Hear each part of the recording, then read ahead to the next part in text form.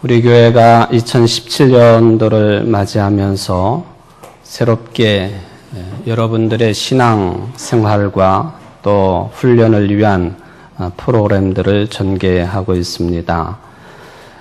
그 중에서 주일을 이용한 15회 동안 신앙 주제에 따른 신앙 교육을 이미 2월 19일 주일부터 시작을 했습니다.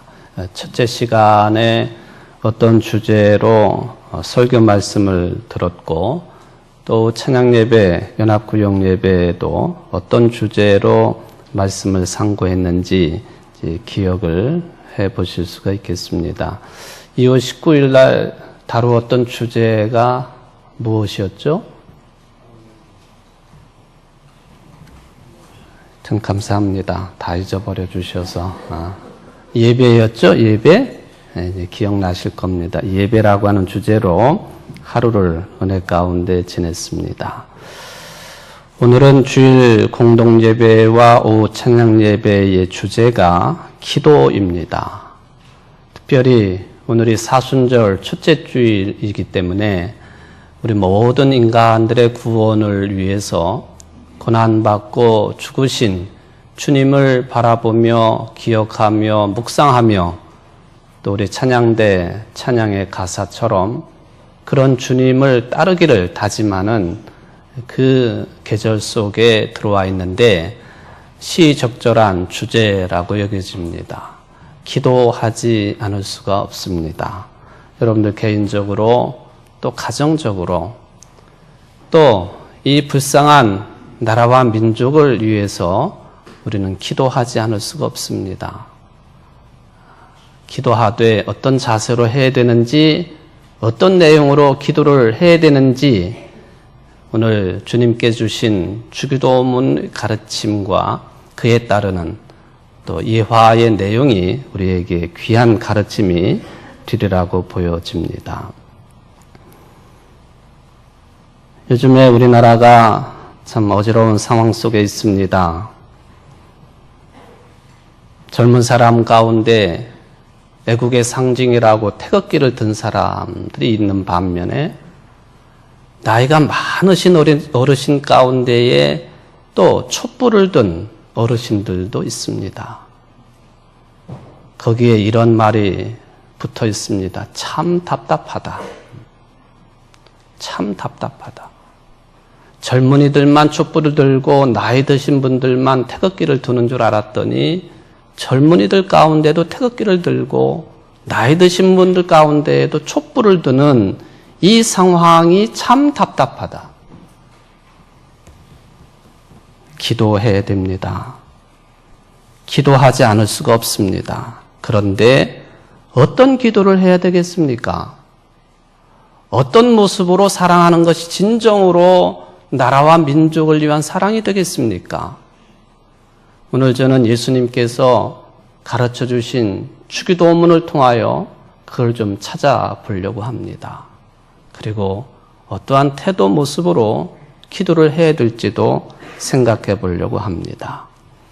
종교개혁 500주년인데 이 종교개혁의 첫걸음을 내디뎠던 마르틴 루터가 기도에 대하여 이런 말씀을 남겨놓았습니다. 구두를 만드는 사람이 구두를 만들고 제단사가 옷을 만드는 것처럼 우리 그리스도인들은 기도가 매일의 직업이다. 구두 만들려고 망치를 드는 것처럼 옷감을 꿰매려고 바늘을 드는 것처럼 우리 그리스도인들은 기도가 매 순간 매일의 일이다. 숨 쉬는 사람으로 그리스도와 숨쉬기를 같이 하는 사람들로서 기도는 무시로 끊임없이 해야 되는 일이다라고 하는 귀한 가르침이라고 생각을 해봅니다. 그럼에도 불구하고 우리는 안타깝게도 기도가 정말 유익한지 그래서 기도를 꼭 해야 되는지에 대한 의구심을 가지고 있는 많은 그리스도인들을 만나게 되니 그 점이 안타깝습니다. 동방의 의인이라고 알려졌던 욥이라고 하는 사람이 그에게 가해진 정신적으로 육체적인 고통, 압박이 너무나 강했기 때문에 그가 이런 말을 합니다. 전능자가 누구이기에 우리가 섬기며 우리가 그에게 기도한들 무슨 이익을 얻으랴. 욥의 결론은 하나님께 영광입니다. 그는 결단코 말로도 하나님 영광을 가리운 일을 한 일을 없는 사람으로 기록되어 있는데 기도에 관해서는 이런 말을 남겨놓았습니다. 전능자가 누구이기에 우리가 섬기며 우리가 그에게 기도한들 무슨 이익을 얻으랴. 욥의 결론을 알고 있기 때문에 하나님에 대하여 하나님께 향한 기도에 대하여 이렇게 비관적으로 말을 했지만 욥은 기도하는 사람이었습니다. 기도는 두말할 필요 없이 여러분들 성도들의 영육간에 매우 유익하다고 하는 것, 아니 매우도 부족합니다. 절대적으로 유익하다고 하는 것을 부인할 수가 없겠습니다. 기도 생활에 있어서 우리는 유대인들을 사실 따라갈 수가 없겠습니다. 경건한 유대인들은 조상들의 신앙 전통에 따라서 매일 규칙적인 기도 생활에 힘쓰는 민족이었고 지금도 마찬가지입니다.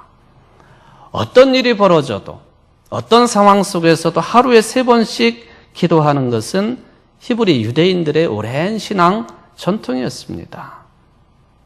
이른 아침에 오전 6시경을 말합니다.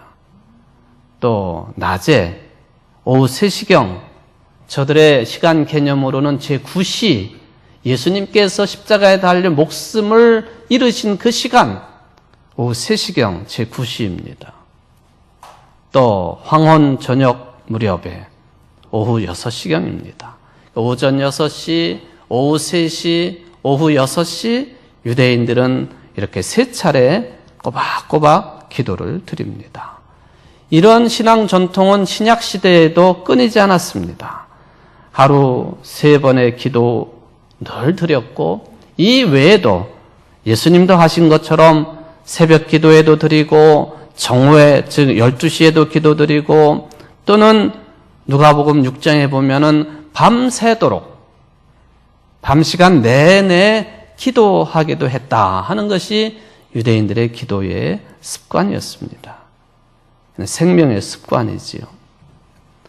저 사람들은 기도 내용에 따라 기도하는 이 몸의 자세도 다르게 나와 있습니다. 머리를 숙이거나 땅에 엎드려 기도합니다. 어느 때에는 무릎을 꿇고 기도합니다.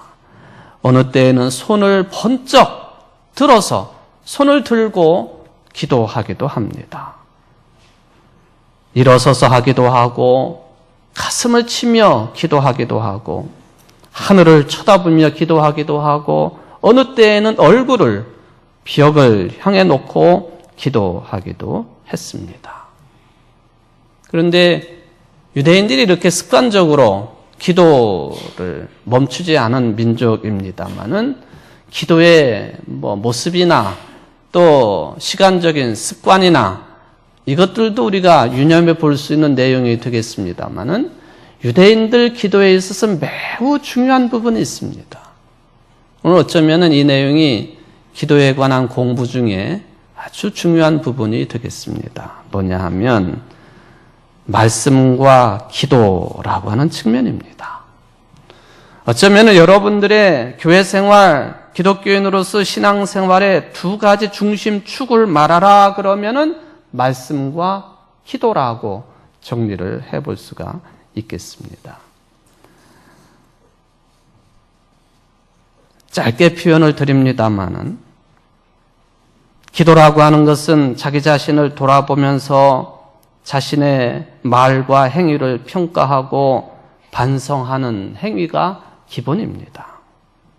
그런데 무엇을 기준으로 해가지고 나를 돌아보고 나를 평가하고 나를 반성하고 나를 회개하느냐 하는 것입니다. 여기에 기도의 말씀이 항상 붙어 있어야 됩니다. 내가 기도할 때 나 자신을 돌아본다고 했는데, 나 자신을 평가해 본다고 했는데, 나 자신을 반성하고 신앙적인 표현으로 죄에 대한 회개를 해야 되는데 어떤 내용을 기준으로 해가지고 기도를 통하여 반성하고 회개하고 평가하고 돌아보느냐는 것입니다. 그 기준이 바로 하나님의 말씀이 중심에 있다는 것입니다. 그러므로 말씀은, 즉 하나님의 말씀은 기도하는 데 있어서 없어서는 안 될 가장 중요한 요소가 됩니다. 하나님의 말씀 없는 그런 성경이 가르치는 기도, 이거는 연결이 안 됩니다. 성경이 가르치는 기도, 그러면은 하나님의 말씀과 함께하는 기도라고 하는 것입니다. 무릇 종교라고 하면서 기도하지 아니하는 종교는 없습니다. 모든 종교는 기도를 강조합니다. 기도 없는 종교 없어요. 무슬림도 그렇고 불교인도 그렇고 힌두교인도 그렇고 어떤 종교인이든지 간에 다 기도한다고 그래요. 그렇다면 여러분들의 기도와 저들의 기도는 어떤 차이가 있을까? 다른 점이 무엇일까? 여러분들의 기도는, 또 성경에 가르치는 대로의 기도는 성경의 말씀대로, 성경이 가르치는 대로 기도해야 된다라고 하는 중심축입니다. 성경 말씀은 기도를 할 때에 하나님의 말씀, 복음의 말씀에 입각해서 기도를 드리도록 가르치고 있습니다. 이게 크나큰 차이예요. 또 본질적인 차이입니다. 그래서 여러분들 그것이 대수이겠느냐 하고 아주 간단하게 치부하는 경우도 있습니다만은, 하나님의 말씀인 성경을 내가 많이 외우고 있다 하는 것은 그만큼 기도가 바른 기도로, 또 풍성한 기도로 향해질 수 있다고 하는 것을 뜻합니다. 매우 중요한 이야기죠. 구약시대 때에 이스라엘을 괴롭혔던 종교 중에 하나가 바알신을 섬기는 바알 종교였지요. 저들도 기도했습니다. 그런데 저들의 기도는 자기 자신, 인간의 야망을 이루기 위해서 표현하는 것이 기도였습니다. 그렇기 때문에 저들이 기도할 때에는 자신의 몸에 막 상처를 냅니다. 피를 흘립니다. 소위 말하면 기도를 드리되 광란의 기도를 드리는, 이것이 바알 종교의 모습이었습니다. 이에 반해서 하나님을 섬기는 야훼 하나님의 종교, 여호와 하나님의 종교는 하나님의 주시는 말씀을 묵상하고 기억하는 가운데에 자기 자신을 변화시켜가는 기도를 가르치는 게 여호와 하나님 종교의 기도 정신입니다.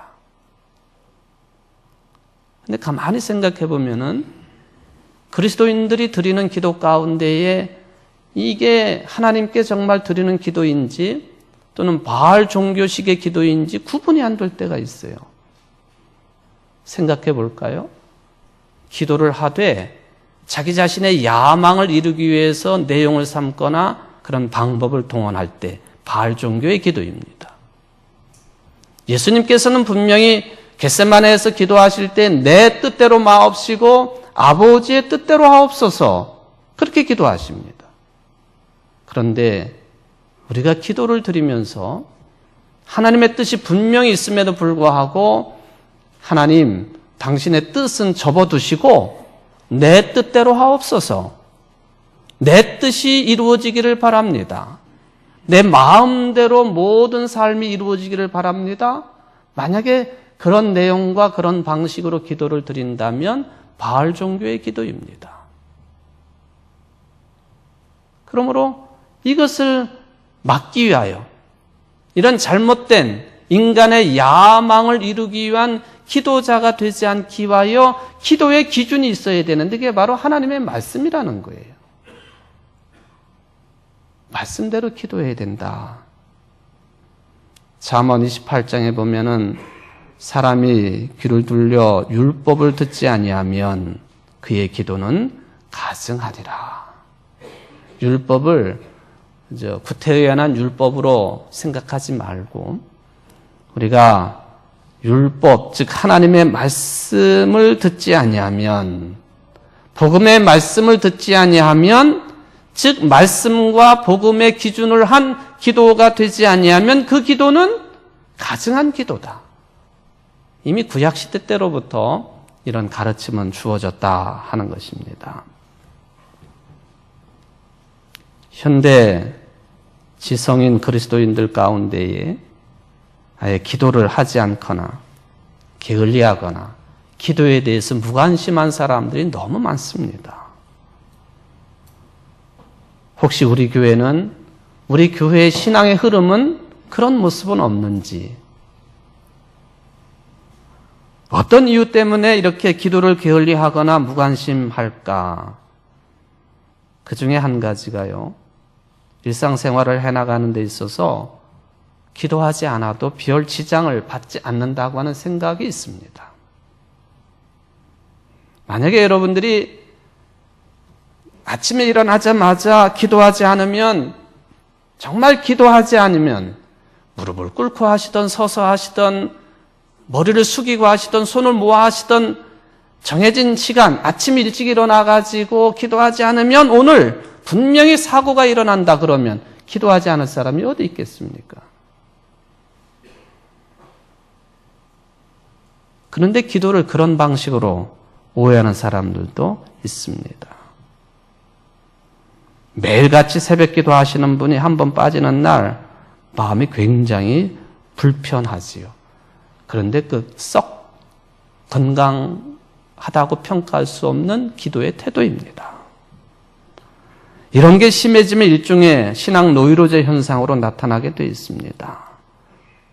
이것도 우리가 좀 생각해 볼 차원이죠. 그런데 이런 것들을 비판하는 현대 그리스도인들 가운데 거꾸로 기도에 대해서는 아예 무관심하고 또 게을리하고 아예 하지 아니하는 기도 냉소주의에 빠져 있는 사람들이 더 큰 문제입니다. 기도하고 나하고는 별 상관이 없다고 생각합니다. 그렇게 사는 것이 성숙한 신앙인의 모습이라고 착각하기도 합니다. 또 그런 모습으로 교회 생활도 합니다. 왜 그럴까요? 그런 분들 입에서 만약에 나는 하나님을 만났다, 하나님을 체험을 했다 말한다면 그걸 믿을 수 있겠습니까? 하나님을 체험하지 못한 사람들이기 때문에 그런 생각에 빠질 수 있다 하는 것이죠.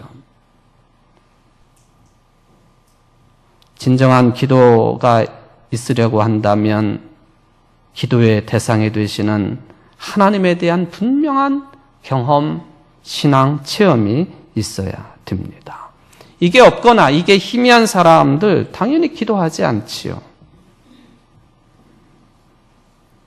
하나님과 통하는 경험이 있었던 사람 기도하지 않을 수가 없다고 하는 것이죠. 오늘 본문에 보면은 기도에 대한 이야기죠.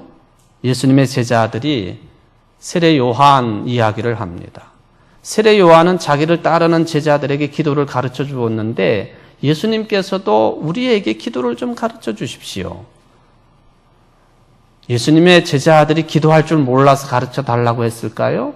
저는 그렇지 않다고 생각합니다. 적어도 유대인들이었기 때문에 기도 생활은 습관처럼 잘했던 사람들이에요. 그런데 예수님의 복음의 말씀을 듣다가 보니까 기도를 어떻게 해야 되는지, 어떤 내용을 기도의 내용으로 삼아야 되는지에 대한 궁금증이 생겼던 것 같습니다. 유대교회는 각종 기도의 전통이 있었습니다. 회당에 모인 회중들 찬송과 기도 바치는 일에 전념을 다합니다. 특별히 150편에 이르는 시편의 말씀, 이것은 모두 다 구체적으로 분류를 해보면 유대교의 기도문들이에요. 어느 정도 이름이 있는 스승들은 제자들에게 기도를 가르쳐 줍니다. 세례 요한도 그런 전통을 따랐습니다. 예수님의 제자들도 예수님에게 그러한 스승의 전통을 요구를 한 것이죠. 이런 요청에 대해 예수님이 이렇게 기도하라 하시면서 주기도로 알려져 있는 기도의 내용을 말씀을 합니다. 여러분, 이 주기도문 너무 중요한 내용이에요. 완벽한 기도문입니다. 내가 전혀 기도할 수 없다 생각이 드는 사람들이 있다고 한다면 주기도문만 계속 외우시거나 또 입으로 또는 생각으로 정리를 하시면 그게 기도입니다. 온전한 기도입니다. 더군다나 이 주기도문의 내용을 정확하게 알게 되면 우리는 기도하지 않을 수가 없는 것이죠. 전통적인 기도 형식은 갖추지 않았다고 할지라도 이미 주기도문을 외우거나 말로 표현한다면 나는 기도를 하고 있다고 하는 사실이 밝혀진다라고 하는 것이죠. 예수님이 이 주기도문을 가르치실 때 시작을 이렇게 하십니다. 아버지요, 아버지요. 현대 세련된 기독교인들이 기도를 등한히 여기게 된 이유 중에 하나가 하나님께 대한 체험이 없는 것이라고 말씀을 드렸습니다마는 물론 입으로 형식적으로 하나님이라고 하는 이 단어를 입에 달고 다닐 수는 있습니다. 그런데 그게 중요한 게 아니지요. 어떤 내용이 담겨 있느냐 하는 것이 중요합니다. 그런 의미에서 기도에 대한 복음서의 다른 말씀을 읽어보면 그 의미를 더욱 깊이 깨닫습니다. 누가복음 18장에 나와 있는 바리새인과 세리의 기도에 대한 비유이지요. 예수님께서 누구의 기도를 인정하셨는지, 누구의 믿음을 인정하셨는지 여러분들은 답을 알고 계세요. 종교인, 그리고 인정받던 바리새인이 아니라 죄인이요. 누구에게나 멸시를 당했던 세리의 기도를 예수님이 인정을 하셨다 하는 것이죠. 왜 예수님이 그러셨을까? 이것은 유대인들의 아주 본래적인 기도 정신과 맥을 같이 합니다. 유대인들이 기도하는 데서 중요하게 여기는 측면이 하나가 있으니 카바나라고 하는 뜻입니다. 카바나, 마음의 방향이 어디로 가 있느냐? 그걸 가리켜요. 즉 기도할 때에 바리새인의 마음의 방향성이 무엇이었느냐? 기도할 때 세리의 마음의 방향이 어디를 향했느냐? 또는 누구를 향했느냐? 이것 때문에 예수님께서는 다른 방향성을 가진 바리새인이 아니라 자비를 구하고 아버지만 부른 이 세리의 기도를 인정해 주셨다 하는 그런 결론이 되겠습니다. 이것이 기도하는 데 있어 가장 중요하다고 유대교의 랍비들은 가르쳤습니다. 구약 성경에도 보면은 바벨론의 포로로 잡혀가 있던 다니엘이 기도를 합니다. 기도할 때 항상 일정한 방향을 향해서 기도를 합니다. 그 방향이 어디였느냐? 예루살렘 성전을 향합니다. 바로 자기가 사용하고 있는 창문을 하나 열어놓는데 예루살렘 성전 쪽을 향해 열려있는 창문 거기다 대고 기도를 했습니다. 이게 방향성이에요. 물론 다니엘은 자신의 육체의 방향성을 그렇게 잡고 기도를 했습니다만 그것이 마음의 방향성이 잡히지 않고 되는 일입니까? 아니거든요. 우리 교회 어르신 가운데에 매일같이 기도를 하시면서 이렇게 기도하시는 권사님이 계세요. 아파트에 사시는데 항상 아파트에서 우리 교회가 어떤 방향에 있는가 그걸 잡으시고 우리 교회를 향해서 머리를 두고 기도를 하시는 권사님이 계세요. 다니엘의 기도 방법이지요. 그게 무슨 의미가 있겠습니까? 아니요, 의미 있습니다.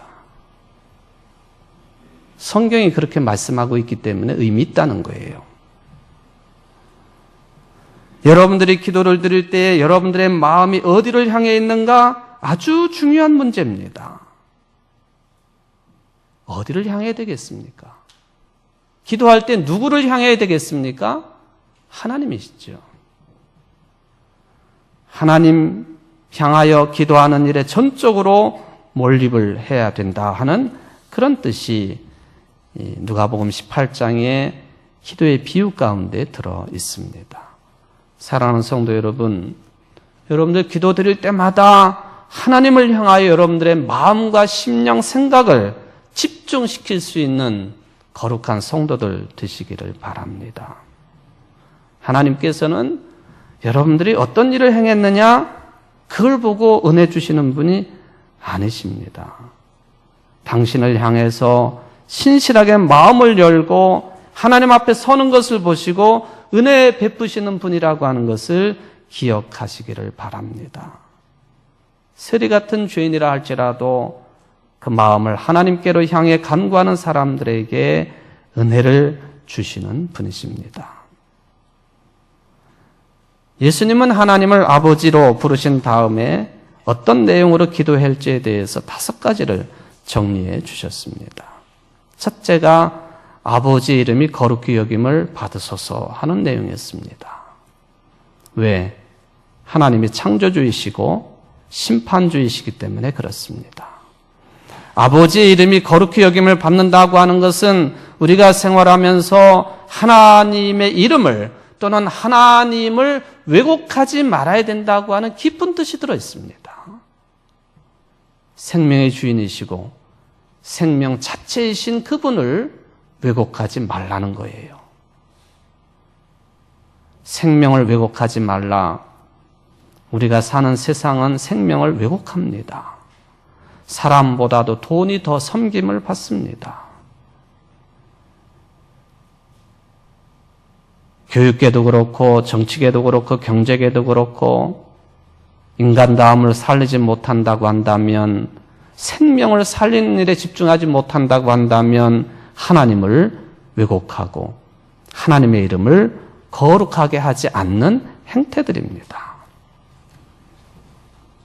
우리 장로님께서도 기도 내용 가운데 사드에 관한 말씀을 하셨습니다만, 요새 사드 배치 때문에 우리나라가 또 이 대외적으로 또 말이 아니에요. 사드, 고고도 미사일 방어 체계를 말하지요.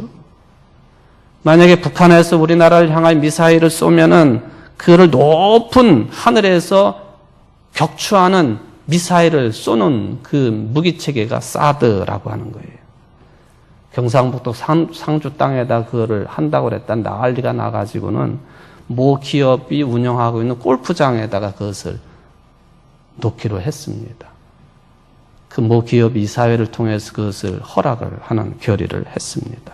이 문제 때문에 본격적으로 중국이 우리나라의 관계를 새롭게 정립을 하려고 많은 문제들이 발생을 합니다. 이 몇 년이 갈는지 잘 모르겠어요. 이 부분 목사하는 설교로서 아주 복잡한 군사적이고 외교적인 문제이기 때문에 자세히 말할 수가 없겠습니다만은, 하나님이 생명이시다라고 하는 관점에서 하나님의 이름을 거룩히 여겨야 된다라고 하는 관점에서 보면은 이게 생명의 문제라고 하는 거예요. 상주 사람들 자신들의 생명 문제가 있으니까 죽어라 하고 반대하는 거예요. 중국도 마찬가지예요. 자신들의 생명이 걸려있기 때문에 자신들의 전 국토 러시아까지 샅샅이 살펴볼 수 있는 사드를 위한 레이더 망에 빠져나올 수 없으니까 자신들의 생명에 관한 문제죠. 사도 바울이 아무에게도 악을 악으로 갚지 말고 모든 사람 앞에 선한 일을 도모하라. 그런데 우리는 이에는 이에 눈에는 눈으로라고 하는 이 징벌 윤리로 모든 것을 바라보려고 하니 아버지의 이름이 거룩히 여김을 받으시오며, 생명과 반대되는 반생명의 흐름 속에 우리가 있음에 이 기도를 드리지 않을 수 없다는 거예요. 또 주님은 가르쳐 주십니다. 아버지의 나라가 임하시오며 우리에게 날마다 일용할 양식을 주시옵고 우리가 우리에게 죄 지은 모든 사람을 용서하오니 우리 죄도 사하여 주시옵고 우리를 시험에 들게 하지 마시옵소서. 주기도문을 가르치신 뒤에 예수님께서는 이런 기도라고 할 때는 반드시 응답받는다고 하는 사실을 5절 이하에서 말씀하십니다. 그 중에 9절이 유명하지요. 구하라 그러면 너에게 주실 것이요, 찾으라 그러면 찾아낼 것이요, 문을 두드리라 그러면 너에게 열릴 것입니다. 이 말씀을 마치 아이가 떼쓰듯이 내가 필요한 것을 구하는 게 기도라고 착각하는 사람들이 있습니다. 기도를 통해서 내가 원하는 것을 다 이룰 것이라고 생각합니다. 심지어는 기도를 도구 삼아서 남을 공격하기도 합니다. 예수님께서는 분명히 말씀하시기를 무엇을 먹을까 마실까 입을까 하는 것들 다 이방인들이 구하는 것이라고, 하나님을 믿는 사람들은 하나님의 나라와 의를 먼저 구하라고 말씀하십니다. 정말 구해야 될 것, 유대인들처럼 하루에 3번 밤이 새도록 이런 모습 저런 모습으로 정말 구해야 될 것은 하나님의 나라라고 예수님이 말씀하시는데, 주기도문의 내용이 하나님의 나라예요. 그것을 구하면 하나님이 주시고 채워주시고 기도에 응답해 주신다. 성도 여러분, 여러분은 실제로 기독교인으로 살고 계십니까? 여러분 신앙의 삶에 가장 중요한 것은 무엇으로 여기고 있습니까? 이 질문에 대답할 수 있는 중요한 기준의 하나가 기도하는 생활입니다. 예수님이 오늘 가르쳐 주신 주기도문은 단순히 기도라고 하는 종교 형식을 말씀하신 게 아니라 우리들의 삶의 내용을 말씀하신 거예요. 무엇을 삶의 내용으로 삼아야 하는지, 여러분 하나님의 이름을, 생명을 왜곡하지 않는 삶이 되시기를 바랍니다. 여러분의 한계를 알고 하나님의 통치만을 기다리는 삶이 되시기를 바랍니다. 제발 하니 하루치의 양식에 만족하고 다른 이들의 양식도 염두에 두는 삶이 되시기를 바랍니다. 죄와 빚이 탕감되는 세상을 희망하고 거기에 참여하는 삶이 되시기를 바랍니다. 물론 시험에 들 수는 있겠습니다만은 시험에 불복은 당하지 않는 삶이 되시기를 바랍니다. 이러한 내용을 기도 제목으로 삶의 내용으로 삼으면 반드시 응답이 됩니다. 여러분들이 그런 성숙한 신앙인들 되시기를 주의 이름으로 축원을 드립니다. 기도하시겠습니다. 사랑의 하나님 아버지, 기도를 가르쳐 달라고 하는 제자들에게 주의 기도를 가르쳐 주셨습니다. 내 이름을, 하나님의 이름을, 생명을 왜곡하지 말라고, 한계를 알아라, 하나님의 통치만을 기다려라, 주어진 것에 만족하고 욕심내지 말아라, 너도 빚을 탕감받은 자처럼 죄인이라고 하는 것, 시험에 굴복하지 말라고 하는 이런 기도의 제목으로, 즉 주기도문의 내용처럼 삶의 내용으로 삼는 사람들의 기도에는 반드시 하나님께서 응답하신다고 말씀하셨습니다. 주님, 오늘 머리 숙인 우리 청주제일교회 모든 성도들이 무시로 기도하게 하시고 여러 모습으로 기도하게 하시고 반드시 응답받는 기도자들이 될 수 있도록 하나님의 뜻을 깊이 깨달을 수 있는 말씀에 근거하여 기도할 줄 아는 성도들이 될 수 있도록 축복을 내리워 주옵소서. 예수님의 이름으로 간절히 기도하옵나이다. 아멘.